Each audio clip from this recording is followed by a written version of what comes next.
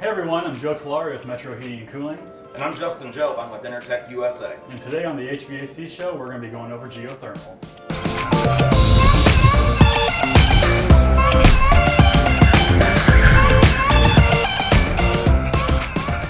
Now, when you receive this unit, there's a few things that you'll have to do to customize the unit for your specific install.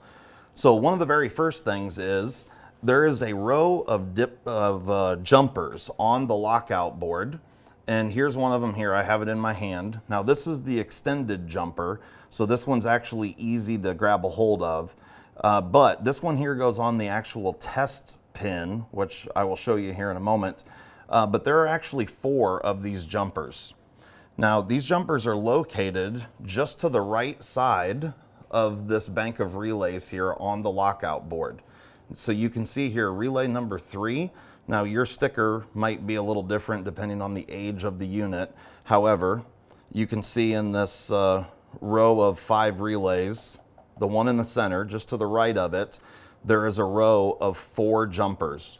Now the second jumper down, if you can see it on camera, we have removed it and just moved it over. Essentially it's not making contact, but we just placed it back on a pin just so we don't lose the jumper. This jumper is labeled A-FRZ, and this jumper is for whether or not you have an open loop or a closed loop application. So in the way the unit ships from the factory is for open loop application, which means that the lockout board will lock the unit out at 30-degree entering water temperature on the source side. By removing this jumper and putting it off to the side like we've done here, you change the lockout point to 15 degrees for closed loop application, essentially meaning that we have antifreeze in with our ground loop. Now, just below that, you can see the 2 open pins here, and that's the jumper that I removed that I showed you a moment ago. And I'm going to try to put that back on camera here. It's going to be kind of a pain because I've got big fat hands.